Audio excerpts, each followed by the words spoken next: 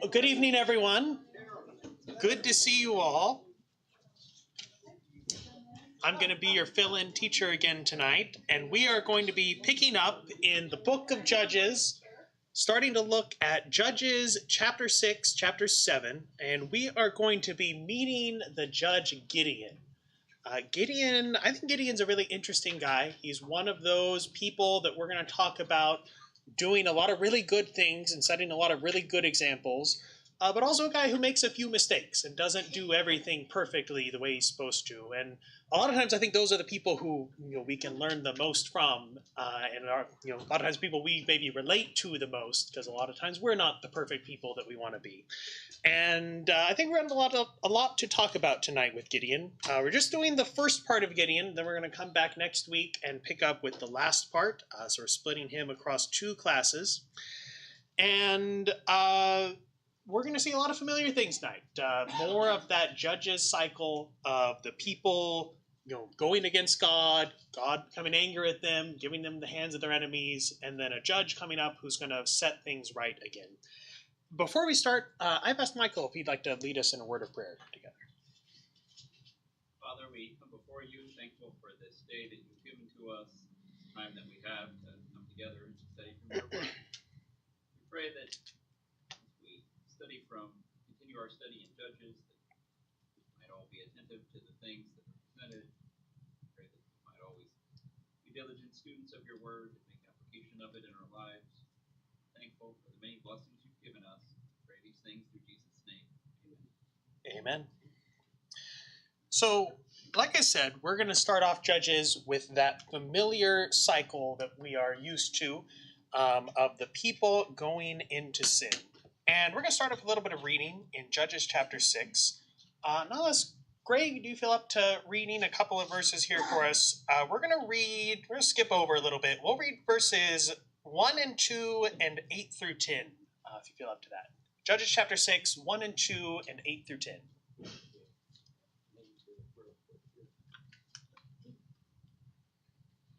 Judges 6? Yep. 8 through 10? 1 and 2 and 8 through 10. All right. Judges 6, 8 to 1 and 2. The people of Israel did what was evil in the sight of the Lord, and the Lord gave them into the hand of Midian 7 years.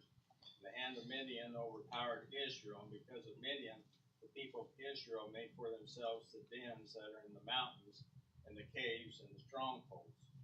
Down in verse 6, and Israel was brought very low because of Midian. And the people of Israel cried out for help to the Lord.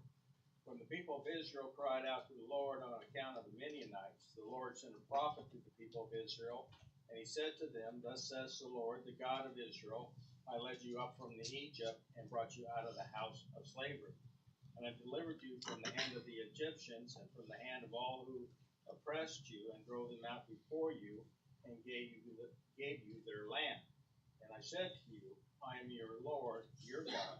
You shall not fear the gods of the Amorites in whose land you dwell, but you have not obeyed my voice. Thanks, Greg. So, again, we see here a lot of familiar things. The people of Israel did what was evil on the side of the Lord. The Lord gave them into the hand of Midian.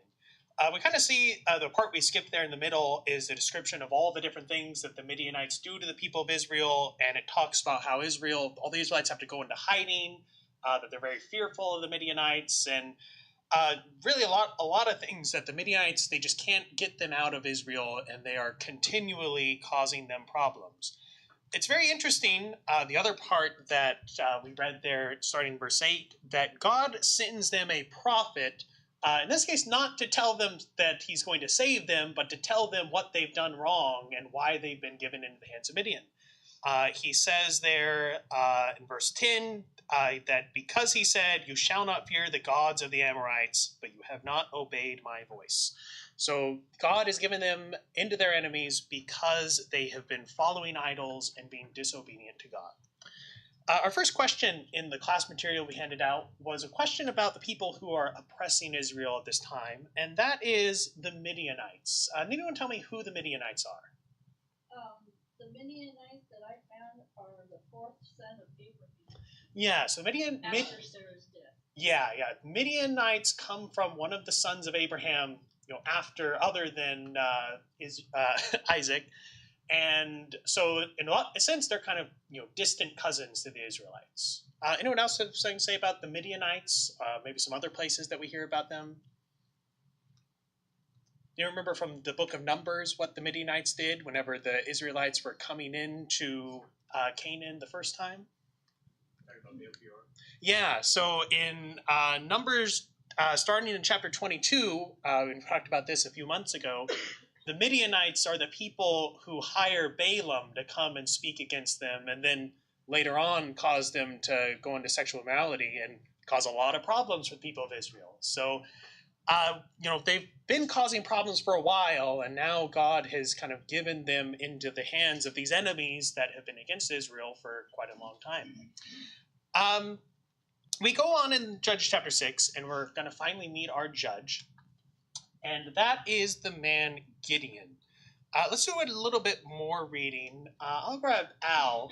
Al, would you like to read chapter 6, verses 11 through 16, and then Daria, can I ask you to read verses 17 through 24? So 11 through 16, 17 through 24. Now the angel of the Lord came and sat under the terebinth tree which was in Ophrah, which belonged to Joash the Abzerite, while his son Gideon threshed wheat in the winepress in order to hide it from the Midianites. And the angel of the Lord appeared to him and said to him, The Lord is with you, you mighty man of valor. Gideon said to him, O my Lord, if the Lord is with us, why then has this all happened to us? And where are all his miracles which our fathers told us about, saying, Did not the Lord bring us up from Egypt? But now the Lord has forsaken us and delivered us into the hands of the Midianites. Then the Lord turned to him and said, Go in this might of yours, and you shall save Israel from the hand of the Midianites. Have I not sent you? So he said to him, O my Lord, how can I save Israel? Indeed, my clan is the weakest in Manasseh, and I am the least in my father's house. And the Lord said to him, Surely I will be with you, and you shall defeat the Midianites as one man. So Gideon said to him, If now I have found favor in your sight, then show me a sign that it is you who speak with me. Please do not depart from here until I come back to you, and bring out my offering and lay it before you. And he said, I will remain until you return. Then Gideon went in and prepared a young goat and unleavened bread from an ephah of flour. He put the meat in a basket and the broth in a pot, and brought them out to him under the oak and presented them. The angel of God said to him, Take the meat and the unleavened bread, and lay them on this rock, and pour out the broth. And he did so. Then the angel of the Lord put out the end of the staff that was in his hand, and touched the meat and the unleavened bread. And fire sprang up from the rock, and consumed the meat and the unleavened bread. Then the angel of the Lord vanished from his sight.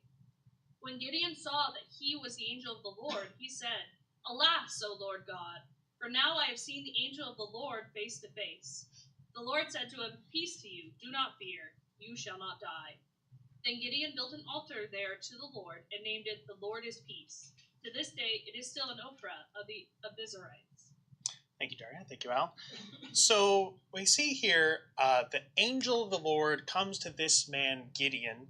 It's interesting, we see that it talks about him beating out the wheat in the wine press so that they can hide it from the Midianites. That kind of goes along with what we talked about earlier, that everybody is kind of shying away and hiding their wealth and their goods from the Midianites so that they won't take it.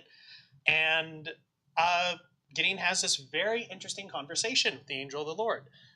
The angel comes and basically tells Gideon what he's going to do. Gideon is a little bit hesitant at first, and he does something we're going to talk a lot about tonight, and that is he asks for a sign, something he's going to do a few different times in chapters 6 and 7.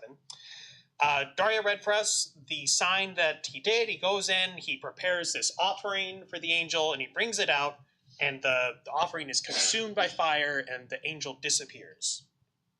And again, very interesting at the end of this, Gideon is very afraid.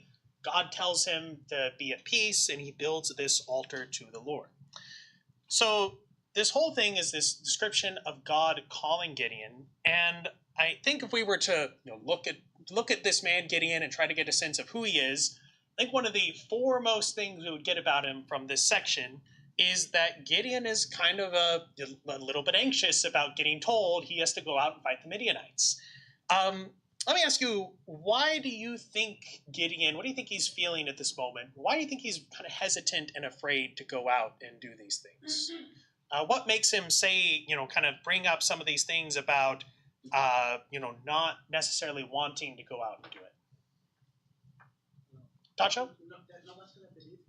Oh, that's a good one. That maybe this angel appears to Gideon, and he's got to go out and tell people, hey, I'm the one God's called to do this. And yeah, maybe he is afraid that no one's going to believe that he's actually been told to do this.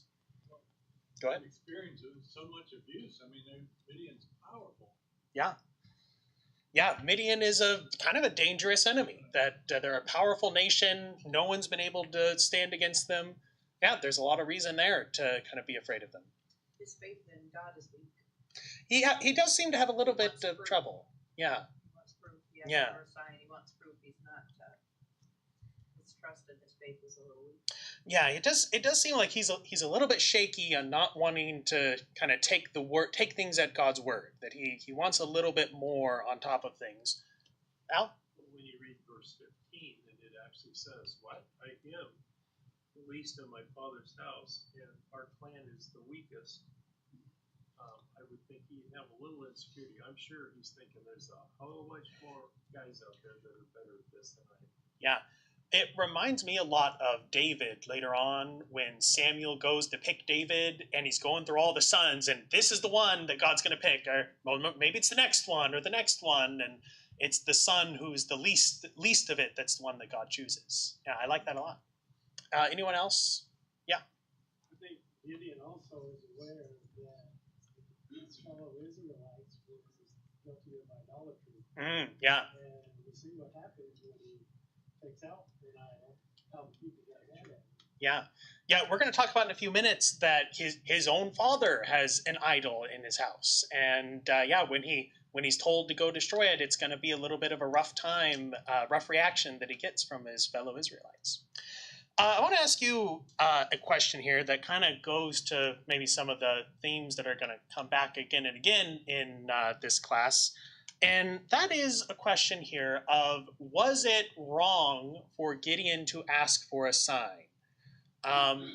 It's a little bit of a tough question because I think we kind of see here, the angel of the Lord doesn't condemn Gideon for doing it, but we'd also kind of say, I think like Becky mentioned earlier, that it does seem like maybe there's a little bit of a shakiness that he's not quite certain to do what God wants until he gets a little bit more. What do you think about, was it wrong for Gideon to do this? Was it wise for him to ask for a sign? Michael? I think it's different than the whole Deborah situation where Yeah. she's a known factor, it's a prophet. This person is claiming to be an angel. It's like, you want to check your I's, cross your T's, it's reasonable to ask for a sign the first time. That's a very good point. In fact, I wrote down a note talking about the idea that, sometimes the Bible talks about God expects us to put some things to the test. In 1 John chapter 4, it talks there about the idea of don't believe every spirit, put it to the test to see if it's really coming from God.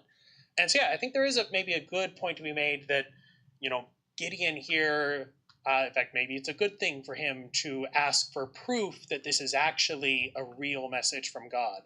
In fact, it kind of seems like later on in, around verse, 22, that he wasn't sure until the fire consumes the offering and the angel disappears. That's the moment when he realizes that really was an angel. And so it seems like maybe he wasn't quite sure if this was a real messenger from God until that point. So that's a very good point. Anyone else on whether it was right or wrong, or maybe, more nuanced on why he would do this? Go ahead, yeah. Hezekiah asked God,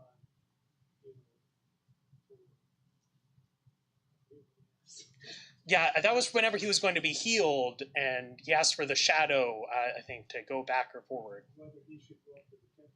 Yeah. Oh, okay, yeah.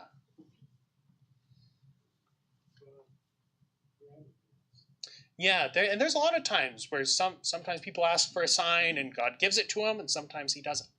Becky? I think of New Testament with Thomas not Yeah. knowing for sure if that's Jesus, and Jesus saying, to touch my wounds, and yes. Yeah, that's a great example. What do you remember what Jesus tells Thomas about wanting a sign there? He tells him, paraphrase that, hey, it's okay for you to ask, but blessed are the people who aren't going to see a sign and are still going to believe. So I kind of think, in fact, I wrote that down as well, Thomas, because I think maybe that's a good example of the way that God sees this is, it's not always wrong to ask for, a little bit more proof to be certain of something, but God also likes people who are willing to take God at his word too. So I think that's a great example. Anyone else? The top. D? In the story of Job, Mm-hmm. you might remember that God kind of scolded Job for asking who are you to question me? Yeah.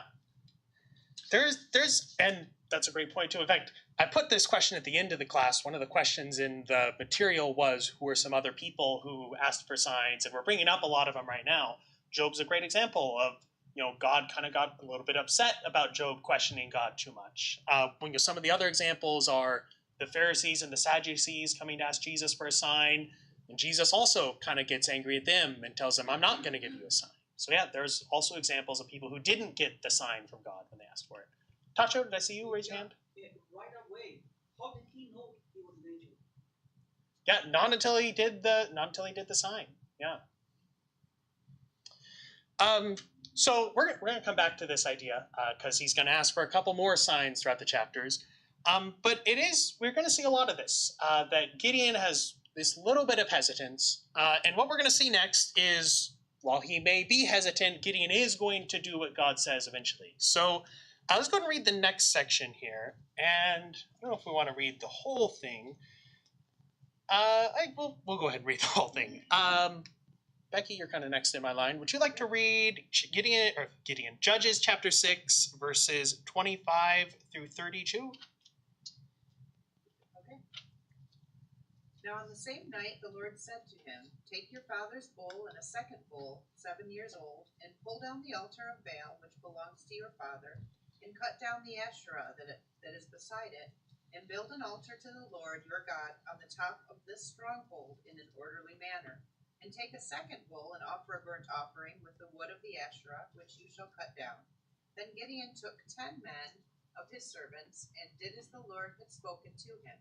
And because he was too afraid of his father's household and the men of the city to do it by day, he did it by night.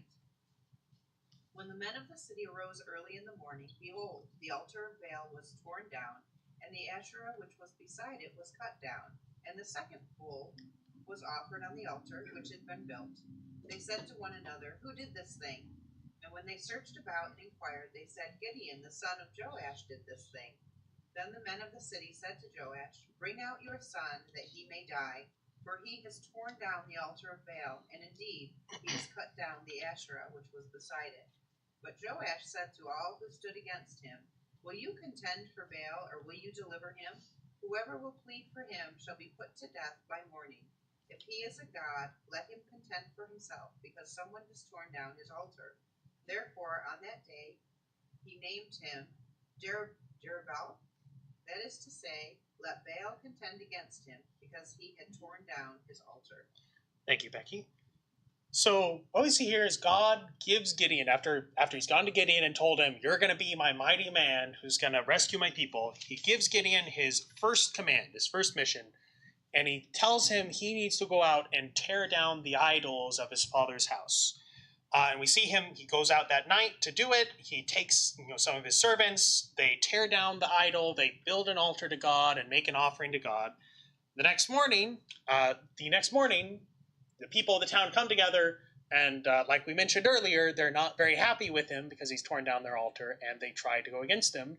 And Gideon's father steps in to kind of, protect him or advocate for him to get the people to, stand down a little bit. A couple of questions here. I think this is a very interesting section of Gideon's story. First one is an idea that is going to go to a little bit to our application of this lesson. And that is, why is this God's first command to Gideon and not go out and start fighting the Midianites? Because the Midianites are they're the reason that the people have cried out to God for help. They're the people who are oppressing them. Why is this the thing that God tells them, you need to do this before you go out and fight the Midianites? I think it's a test. Yeah? I think it's it's small compared to fighting Midian.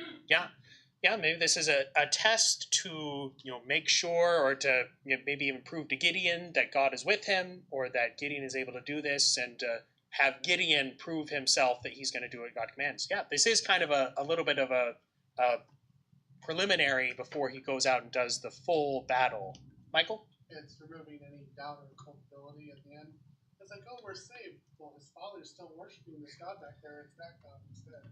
Yeah, it would kind of be a problem if, Gideon went out to save the people, and then back home his dad still is worshiping idols. Yeah, it kind of needs to clean up his house first. Yeah, George? The idols are what got him in trouble with God in the beginning. Yeah. God just started more easy. Yeah.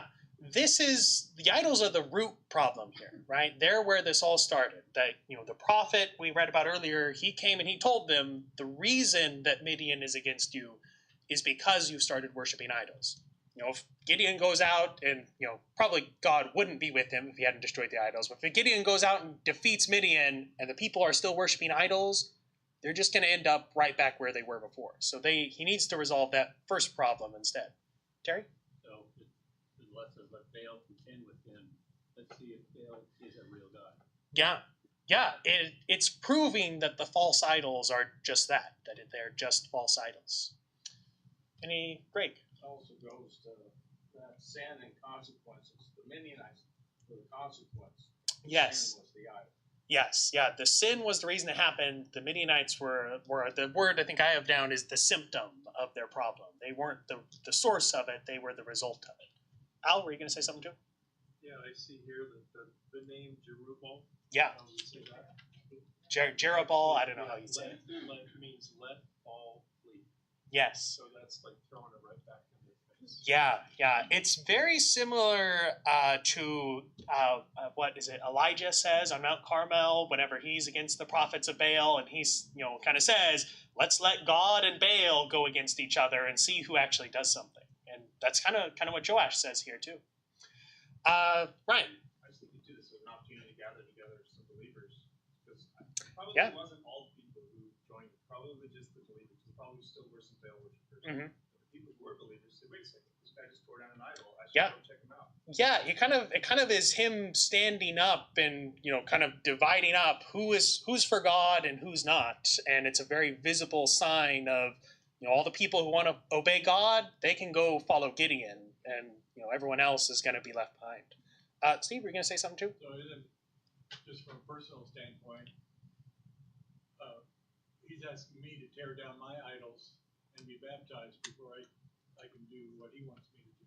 Yeah, I think that's one of the big things that we can pull out of our lesson today is that we need to just like we talked about earlier, we have to identify what the reason for our problems is. That reason is almost always sin, and if we start trying to fix things in our lives without fixing the real problem of sin, we're not gonna make any progress against that. Yeah, go ahead, Doug. I would throw in that worship has a lot to do with this, of God wanting to show us and them that worshiping God is first and foremost. Yeah, that's actually a good point too. That this is all very centered around them worshiping the idol versus God. One of the things God tells them to do is you tear down their idol and you build an altar to God and make your offering there instead.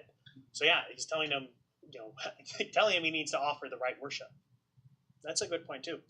I want to keep going a little bit, and I want to stop for a second and talk about Gideon's dad, because I think he's really interesting here. Because the first thing we learn about him is he's got a bunch of idols in his house, which, big down for Gideon's dad, Joash. But the second thing we learn about him is as soon as Gideon tears them down, Joash jumps in to protect Gideon and stand against Baal. Kind of these two opposing thoughts that we get describing Joash here.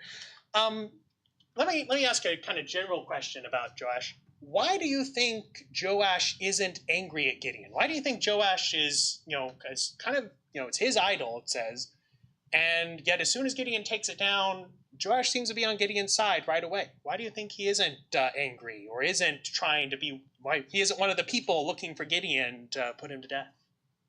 Doesn't he know that he needs to be worshiping God? And then on top of that, it's his son. Yeah. And I think that love for his son, he's going to take up for him. I think both of those are good points. I do think Joash, probably knew the whole time he wasn't supposed to be doing this, and then I think, the fact that it's his son was probably an extra motive to make him reconsider things too. I think a lot of moms and dads take up for their kids, even though they don't necessarily agree with their kids. Yeah. Tacho? Were they planning to stone him? They were planning to kill Gideon. Yeah. It doesn't say how they were going to do it, but that was their intention. And Joash, it was kind of a risk for Joash to jump in there because he might have gotten swept up in that same target too. Did I see someone else their hand up? Gary? But didn't Joash know that God did some miracles, and then he switched over to Baal? So yeah, to defend his son who with God, so he knew he was wrong with Baal. Yeah, we kind of have to. We know that Joash knew about God because when Gideon meets the angel, Gideon talks about our fathers taught us all the things that God did for us, and kind of have to assume Joash was part of that too. That he heard those things. Maybe he even taught those things to Gideon, but he was still doing what was wrong. Great. Yeah, I got a question here. Yeah. So, I mean, you keep saying tearing down his idols, and in the translation I have, it talks about tearing down the altar. Yeah. So the altar itself is where you come to worship. Mm-hmm. An idol they have in the house to look at. That's yeah. And beside the idol was that Asher. But the Lord told him to lay the stones back in the new altar according to how he told them to lay them. Yeah. So one thing that they recognized is that this new altar was not of Baal. It was of God. Yeah. That's interesting. When they cut down that Asher, that's destroying their belief and using it to worship God. Yeah. I hadn't even put it together, the fact that everybody knew right away that it was an altar to God that he had kind of replaced it with there. That is very interesting. I hadn't thought about Any other thoughts on Joash? Honestly, I don't have an answer to this question. It doesn't really tell us, but I think it's such an interesting turnaround that Joash makes. I kind of think, maybe Joash is kind of the first guy that Gideon accomplishes his mission with. That God is sending Gideon to turn the Israelites back from their idolatry, and Joash seems to be the first person who Gideon's actions drives him to change his ways and to turn back to God. And we're going to see throughout the rest of the chapter that it seems like the rest of Israel is going to follow suit and also turn back to God at this time. We're going to move on to the next section. I've only got about 15 minutes left, and we're only just finishing the first chapter. We're going to, let's see. So we see that, gotta find my notes right here. In verse 33 to 35, we see the Midianites and the Amalekites and all their people, all their allies. After this happens, they gather their armies, they cross into Israel, and they start camping in Israel. In verse 35, verse 34 and 35, we see that Gideon says he sounds the trumpet. He starts gathering up the people to go and fight against Midian. It talks about, interesting that it talks about verse 34, it starts with his father's house, the Abiezrites. Verse 35, then his tribe, Manasseh, and then a couple of other tribes, Asher, Zebulun, Naphtali. You might remember Zebulun and Naphtali, the same tribes that Barak called up to fight too. So maybe those are people who are really always ready to jump in and fight their enemies. I don't know. They seem to pop up a lot in these Judges. And they are going to prepare themselves to make battle against Midian. Gideon has gathered up the army. They're getting ready to go fight against their enemies. Before that happens, though, we're going to see in verse 36 through 40, Gideon is going to ask God for another sign. And Michael, would you like to read for us Judges chapter 6, verses 36 through 40? Then Gideon said to God, "If you will deliver Israel through me, as you have spoken, behold, I will put a fleece of wool on the threshing floor. If there is dew on the fleece only, and it is dry on all the ground, I will know that you will deliver Israel through me, as you have spoken." And it was so. He arose early the next morning and squeezed the fleece, drained the dew from the fleece, a bowl full of water. Then Gideon said to God, "Do not let your anger burn against me, that I may speak once more. Please let me make a test once more with the fleece. Let it now be dry only on the fleece, and let there be dew on all the ground." God did so that night, for it was dry only on the fleece, and the dew was on all the ground. Thank you, Michael. So here we see Gideon seeks another sign. He does this kind of double request of putting the fleece out. When it's wet, it becomes dry. When it's dry, it becomes wet. I'm going to ask you a similar question to what we talked about earlier, and that is, why does Gideon keep asking for signs? Why do you think, we've already seen him get success from God, that he has, destroyed the altar, he's calling up the people, and in fact, he's already starting to do things. It's not like he's just waiting around for God to tell him to go out and do it. He is doing things. Why does he keep looking for signs? Well, I believe when he asked God for the first sign, that he was by himself. Yeah, that's a good idea. Now he has all these armies, and I think they need to be reassured and let them know that God is with them. That's very interesting. Yeah. I actually hadn't even thought about that idea, that now Gideon is here with all these soldiers, all this army. Maybe the sign is as much for them as it is for himself too. That's a very good thought. Anyone else? Tacho. Maybe he's lacking a little bit of faith. Yeah, and we kind of talked about that before too, that maybe Gideon, he's just not quite at that point where he is, ready to go out right away to do battle. He wants a little bit more. Yeah, maybe that is also part of it. Any other thoughts on why? It's a little different attitude. Yeah. Because with Isaiah, it said, "Here am I, send me." Yeah. A little attitude change there. Yeah, and Gideon is, he's just holding back a tiny bit. He's, he is starting to do things, but he's not quite jumping into it like we see some other people do. Tacho? At the same time, doing that is going to take a lot of nerves. Yeah. We don't want to underestimate kind of how tough a job Gideon has here. That he is, going up against this great army that's been doing a lot of things against Israel too. So he does have a lot of things going against him as well. Do we see God get angry with Gideon? Does it seem like God is upset that he's asking for signs? It doesn't really seem like, or at least we don't really see God's response other than the fact that God does give him the sign. So, we might infer at the very least God isn't too upset about it, otherwise he wouldn't have done it.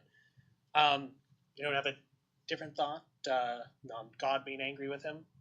Why do you think, Greg, go ahead. I was going to say Moses asked for God for a sign time and time again. Yeah. And God got a little bit upset with him. Yeah. But the relationship between Moses and God, they were friends. Mm-hmm. Described as friends. So there's some give and take here. Yeah. I kind of think maybe part of the reason God isn't as upset with Gideon is Gideon kind of seems to get that he's pushing the limits here a little bit. When he asks for the second sign, he talks about, don't let your anger burn against me just one more time. He does seem very aware of the fact that he might be kind of pushing the limits a little bit. So, maybe that attitude is a little bit of the reason that God does give him the sign that, unlike someone like Moses is just kind of, pushing back and really doesn't want to do it. Gideon is right there on the edge of just wants a little bit more, and he knows that that he's asking for a lot. Any other thoughts on Gideon's sign? Nope. We need to move on, or else we're not going to get to the end here. So we go on into chapter 7, and we see Gideon raise this army. And this is probably the famous part of Gideon's story, that God goes in and Gideon gathers up this army. It says, I think to do the math here, 32,000 men from all of these tribes that he's called together. And for the sake of time, we won't read all of it here. But verse 2, the Lord says to Gideon, the people with you are too many for me to give the Midianites into their hand, lest they boast over me, saying, my own hand has saved me. And God goes on to tell Gideon he needs to do some things to make his army smaller. It's a great story because if you're Gideon and you gathered up this army, probably the last thing you're expecting to hear is your army is too big to go out and fight the Midianites. There are too many people here for me to give you victory. God gives these two tests in verse 3. God tells Gideon to tell the people, anybody who's afraid and doesn't want to be here, you can go home. And a lot of the people go home. 2/3 of them head back. In verse 4, God says there's still too many people. And he gives another test where he takes them all down to drink water. And depending on the way that they drink it, if they drink the water one way, he sends them home. If they drink the water the other way, he keeps them there. So ends up with only 300 people left of the 30,000 that he started out with. And very interesting. Not the thing I'm sure Gideon wanted to hear when he started out, that God's telling him, I'm going to send you into battle, and it's just going to be 300 of you against the whole army of Midian. Tacho?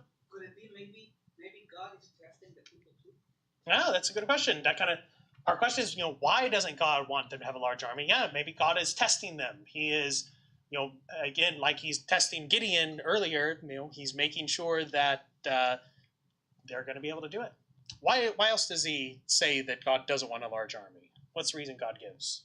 Wants to make sure that they understand that God is the one who gave them the win and not them. It wasn't them battling. It was God that did it. Yeah, God wants it to be extremely clear. God is the one who's saving them from the Midianites. Not Gideon, not the army, not their own might. God is the one who's going to save them. And this is God's way of making it clear, if God wasn't here, there's no possible way that these 300 people are going to win this battle. So, that's the big reason that God is putting these people together. I also wanted to ask a question. What is the difference? And I'm asking you to read my mind a little bit. What is the difference that we see between the first test that God gives, where he says, anybody who's afraid, go home, and the second test where he makes them drink the water? What's the, if you're looking at those, what's the difference between them? So the first test, the people decide. If they're afraid, they leave. No. If they're not afraid, they stay. And in the second test, they don't really know what the test is. Yeah. God decides. Yeah. God decides for them. Yeah, I like that. That it's kind of a if you don't want to be here, get out of here, and then God's going to pick from who's next. I was also kind of thinking, and kind of along the same lines, that the first test is almost a reasonable test of maybe if you're in an army, you don't want all the people who are going to run away at the first battle, and you want to get rid of those people a little bit. It's almost the kind of thing you might imagine a general saying that he wants to get rid of the people who aren't going to fight strongly with him. But the second test is really strange. It's kind of a random test, of just these, by this arbitrary thing, God's going to pick one or the other. They don't even know what it's going to be, or who's going to get picked, or what it is. Gideon shows up and tells me, if you don't want to be here, get out.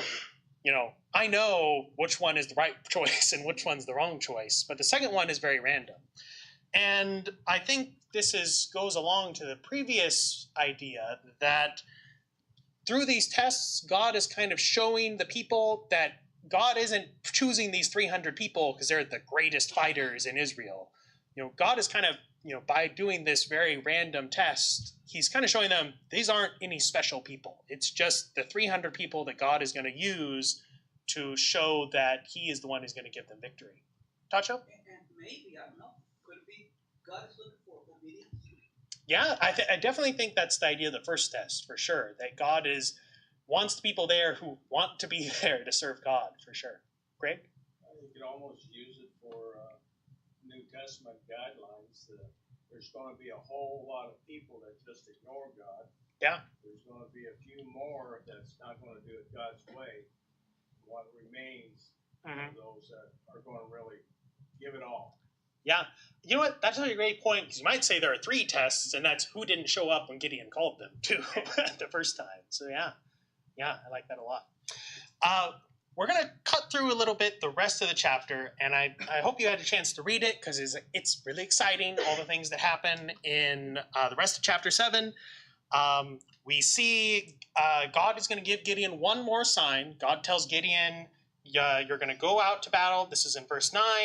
I'm going to give them into your hand. But God says, but if you're still afraid, go down into the camp, and I'll give you a sign there of, that you're going to be victorious. And the story there, Gideon takes his servant. They go down to the camp.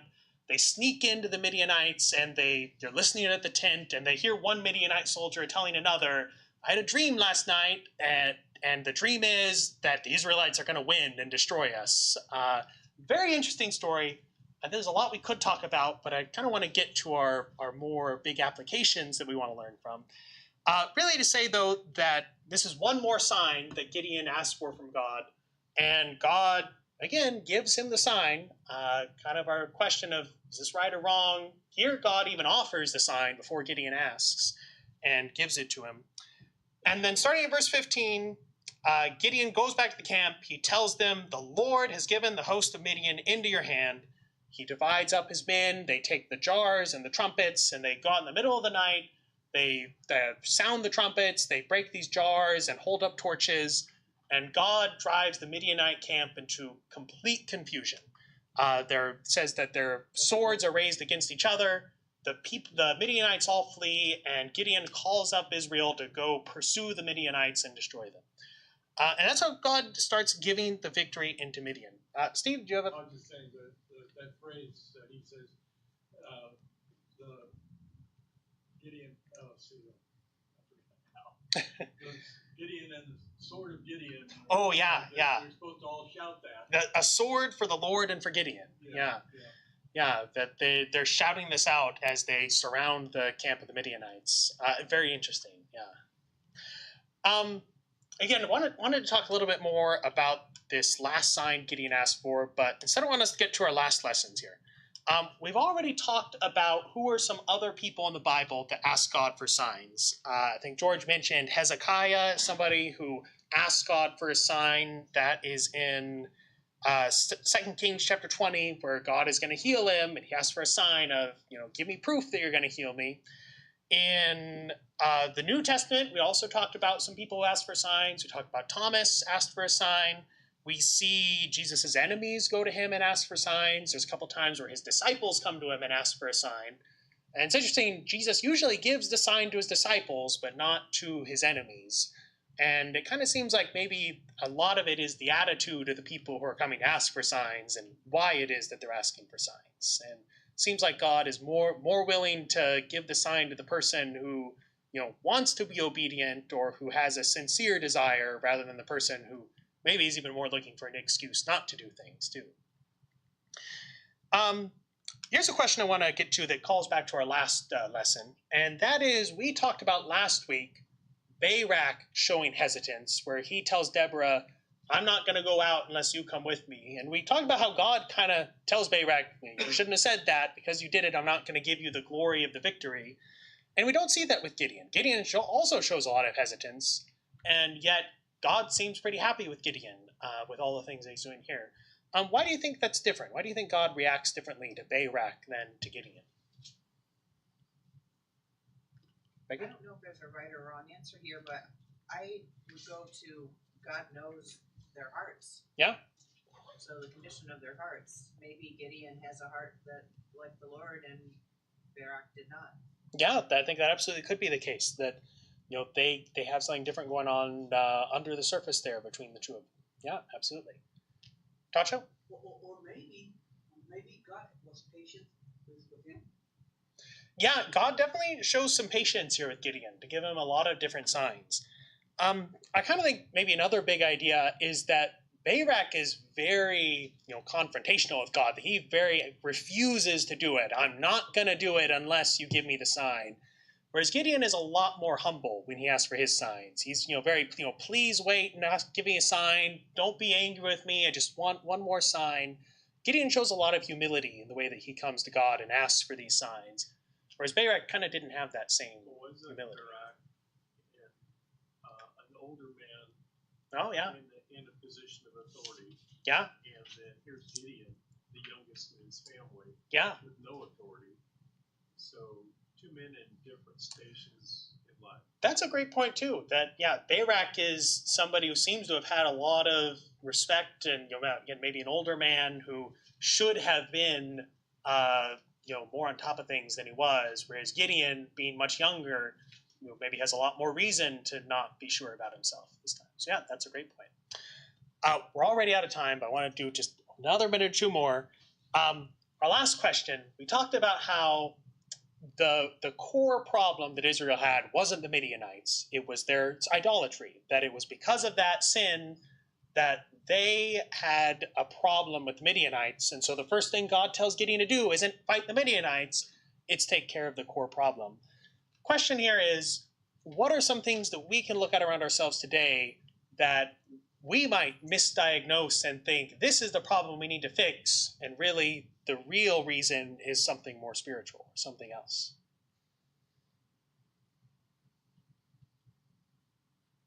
You talking about personal or in a Either. broad sense? Either one. Wouldn't that be about every problem that comes up? Yeah. Yeah. So many, it's hard to say just one. Here's what I'll do. I picked a couple that I thought maybe fit this well. I think one that might come up often is something like the number of people who are members of a church, the numbers that we look at in the church. And sometimes we think, oh, it's a big church, they're doing really well, or that's a small church, they must have some problem.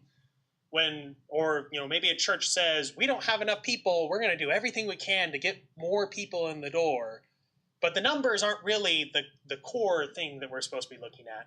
It's our devotion to God, our spiritual growth, our purity in following God, and we should expect, whether or not people are going to come to that to kind of follow that rather than looking at that as the problem we need to address or the thing that we need to fix.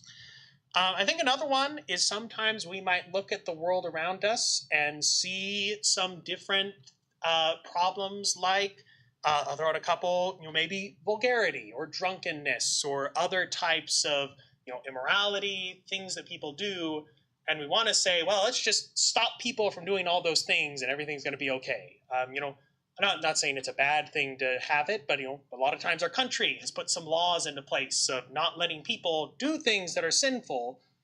Not bad to have those, but a lot of times those have struggled or failed because the real problem wasn't those things, it was that people were in sin. And just stopping the symptoms didn't fix people's relationship with God. And that's the thing that we really want to focus on, whether we're looking at ourselves, whether we're bringing the gospel to other people. The core problem is people's sin. That's what we want to be focusing on, not necessarily just trying to tamp down all the symptoms of things from the top down. We're going to wrap up there. We're a couple minutes over already. Lessons from Gideon. There's a lot to learn from Gideon, and we're going to come back next week and talk about him a little bit more. Thank you very much.